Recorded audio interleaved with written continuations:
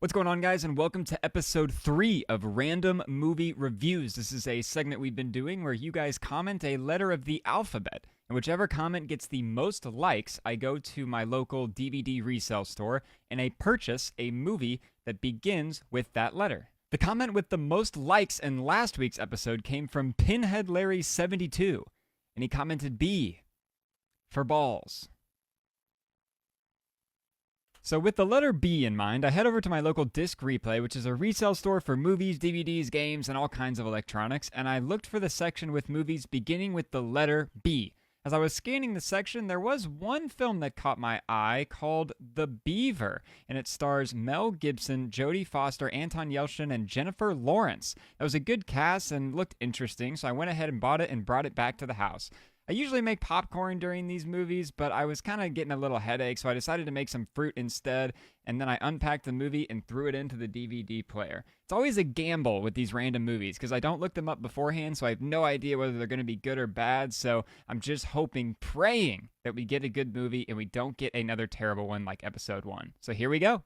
So The Beaver tells the story of a man named Walter Black, played by Mel Gibson. He's the head of a failing toy corporation, and he is severely depressed and in a broken marriage. His oldest son hates him, and his life is completely derailed when he is kicked out of the house by his wife. Drunk, alone, and on the verge of ending his own life, he finds a beaver puppet in the trash. He then puts the beaver puppet on his hand and adopts the beaver's persona. In a desperate attempt to turn his life around, he begins to speak through the puppet on his hand. He gets an accent, and all of a sudden his confidence is restored, and he hopes that this new persona can restore his relationship with his family and his son. Obviously, I had no idea what to expect going into this movie, so it was very interesting and bizarre to see this weird take on depression and coping mechanisms. Mel Gibson is absolutely phenomenal in this film. I don't know if he was the one that did the accent that the beaver talks with throughout the whole film, but if it was him, that was excellent work.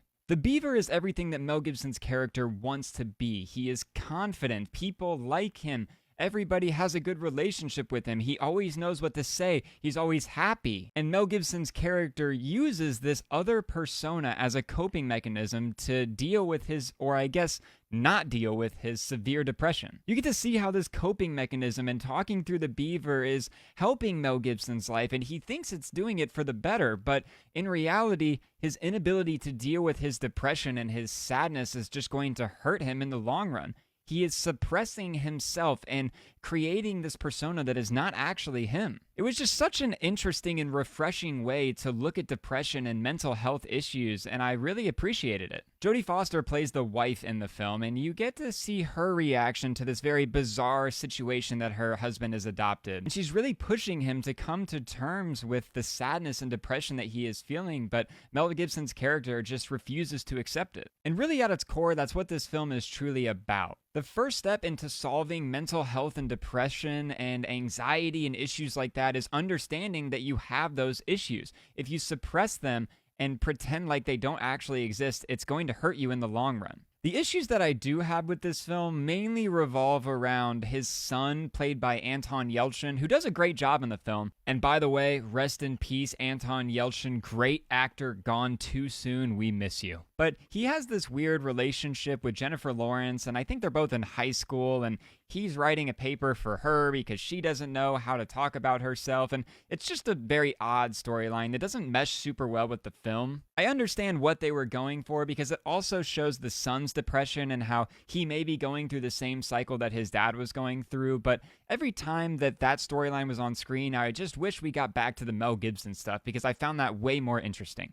But all in all, I did think this was a very well acted, very interesting take on depression and mental health issues. The lens that this film looks through was truly unlike anything I've ever seen before, and I really appreciate that. So now it's time to decide, does this film go on the shelf or in the trash? And you guys probably guessed it, it's gonna go on the shelf.